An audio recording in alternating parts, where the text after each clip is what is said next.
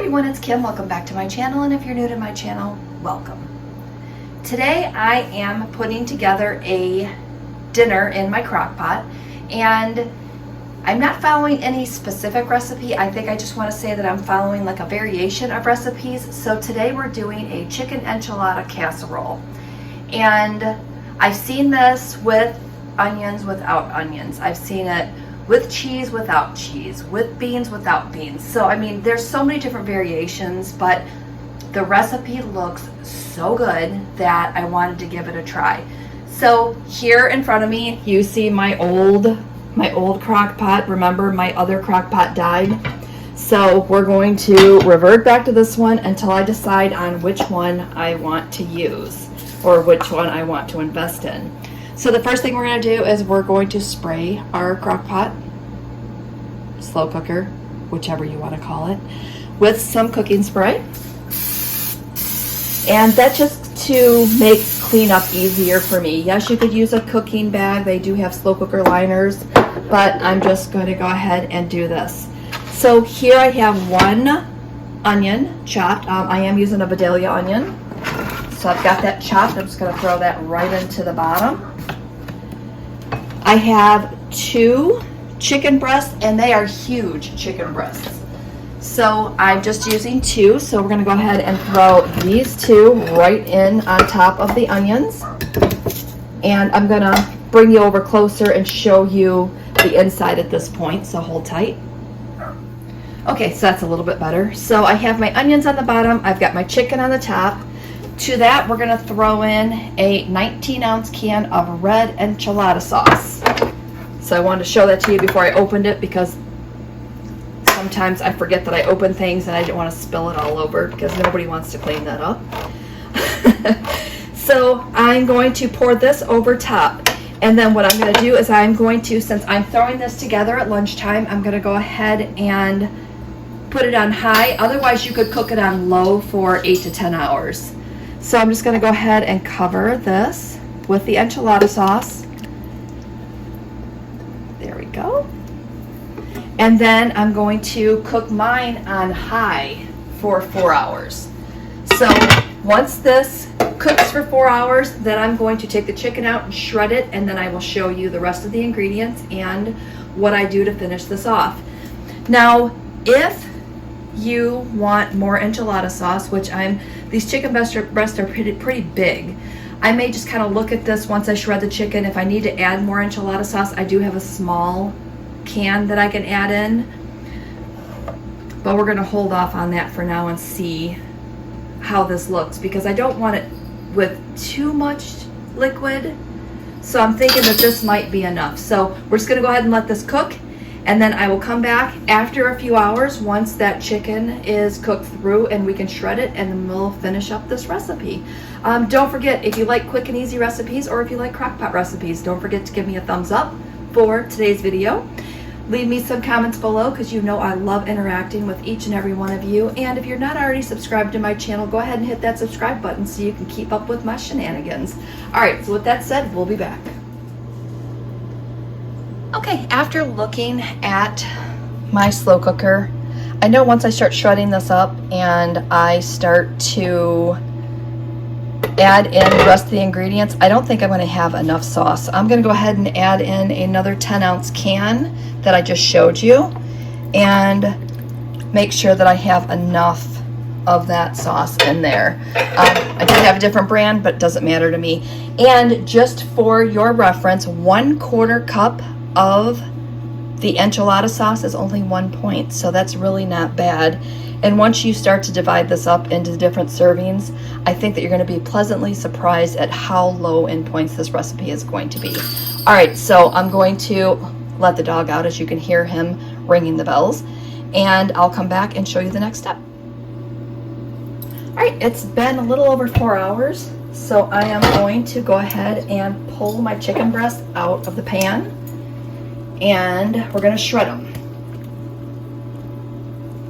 So looking at the amount of juice that I have in here, I probably would have been fine with that 19 ounces.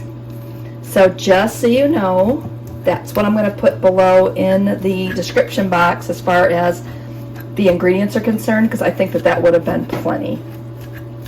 but I'm still okay with that.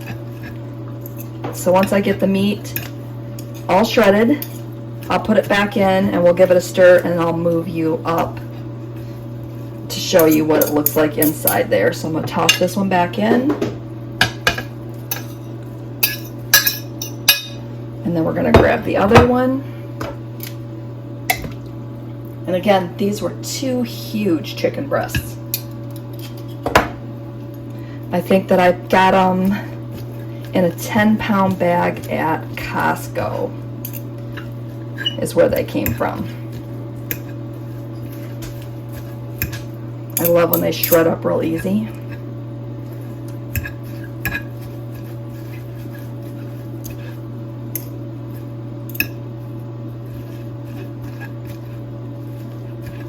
Alright, got that done.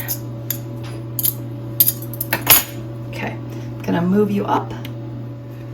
Alright, what you're seeing now is you're seeing the first chicken breast in there. We're gonna go ahead and throw the second one in. I'm gonna set that plate aside. And we're gonna give that a stir. Just use my tongs here. See, it's not too bad. The next thing we're gonna add in is I went ahead and drained and rinsed a can of black beans. So we're gonna pop that in there next.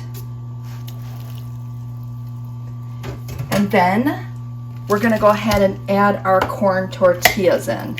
And I think this is gonna work out great. I really do. Okay, so the next thing I'm going to do is I'm going to cut up our corn tortillas, and we're gonna need about 10 of these. And again, I made a bigger batch, so I may need to cut up a little bit more than 10, but the serving size, I mean the servings on this one is definitely gonna be more than I needed. Hopefully this freezes well. So 1, 2, 3, 4, 5, 6, 7, 8, 9, and 10. So we're just gonna go ahead and cut these up into small pieces, just because we're gonna toss those in, and that's definitely gonna bulk it up. So we're gonna go ahead and we're going to pop this in again, repositioning you again. Okay, so we're just gonna go ahead and start tossing these in. And again, seeing how that goes. I'm just kind of separating them a little bit as I throw them in. And if you wanted to use like maybe tortilla chips, but I thought that these would be less calories and less points by using these. Plus a lot of the recipes that I had found said to just go ahead and use the corn tortillas.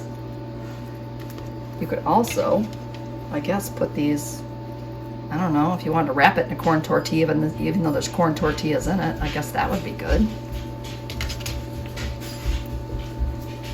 So I'm just gonna go ahead and get these in. Again, we're gonna stir them in anyway, so I don't think I have to totally separate them all the way. You can hear the commotion. My husband's home, so the dogs are super excited. Okay, let's go ahead and give that a stir. Oh no, 10 might be good. I think it's gonna soak it up. All right, so I'm gonna put the lid back on. What do you guys think? You think that's enough? I think that might be enough. All right, so I'm just gonna go ahead and put the lid on. We're gonna let this cook for another, I don't know, another half hour or so. I'm gonna leave it on high. And then I will plate it up, and I will toss a couple pictures in at the end.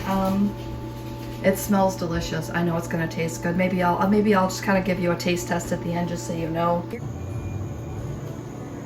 All right, here is my bowl, all ready to go. I did taste this, and it definitely tastes amazing. And so glad that I added the black beans. It kind of soaked up some of that. My husband called it chicken enchilada soup, but I think it's gonna just be just fine. It was thick enough for me. And again, I think that next time I will not add that extra can of enchilada sauce, but for now it tastes just fine. All right, so with that said, I'm going to wrap up today's video. Thanks for watching. Oh, that puppy. So again, thanks for watching, and we will see you next video.